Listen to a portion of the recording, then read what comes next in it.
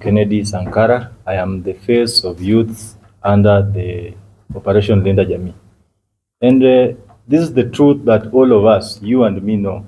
We cannot solve an economic problem by convening a mere meeting where politicians sit around the table, discuss how they are sharing the cake, and end up duping Kenyans that we are forming a coalition that is going to create solutions for you.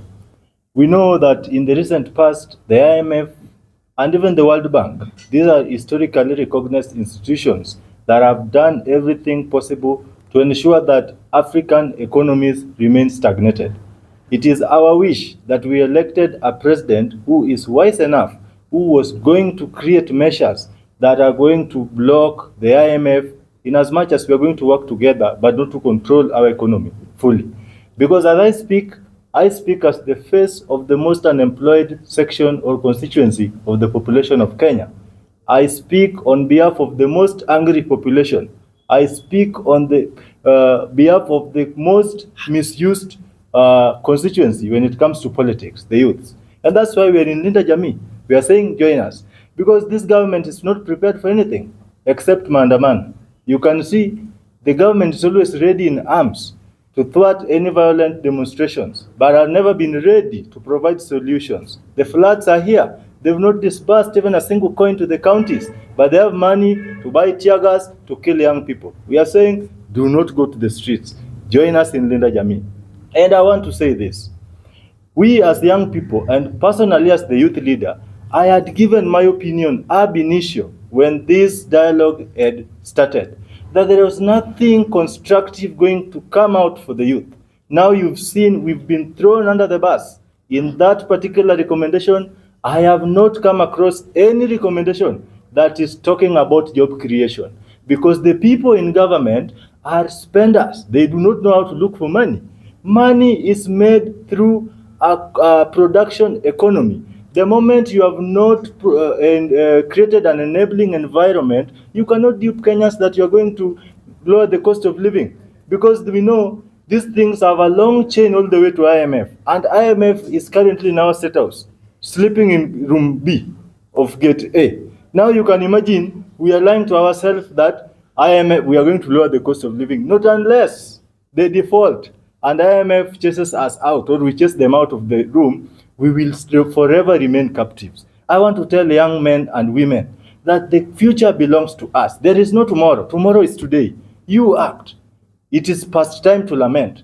But the government must always know that there is time for politics and there is time for economic conversations. This economic conversation cannot be entertained by politicians. We saw the constitution in the boardroom of Bomas was none other than political figures that have been here since time immemorial. These are people who have been part and parcel of our problems, and they are now duping us that they are going to be part of the solutions. I understand in rare occasions, problem makers can be solution finders, but not in this case. Now I want to tell my fellow Kenyans that economy requires economic input, a brain that understands how the shilling moves from where it is made to my pocket and back to the government. That cannot be done by Kimani Ichung'wah, Kalonzo Musyoka, or any other person. It can only be done by an economist. It can only be done when Kenyans are brought together. And that's why we opined for a multi-partisan talk and not a bipartisan talk. Because this bipartisan talk is trying to solve a problem that they seem only two are affected. Actually, bipartisan talk wasn't a bad idea. It is a good idea, but they required a multi-partisan approach.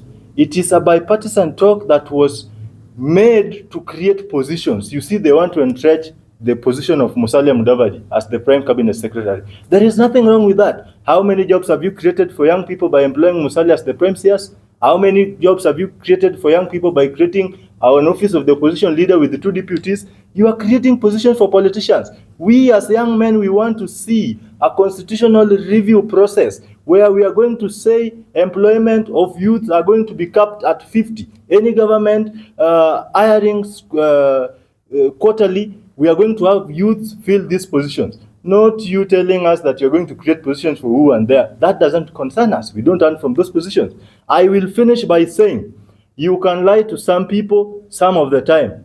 Some of the time, some of the people, but not all the people all the time. Kenyans have woken up. Thank you.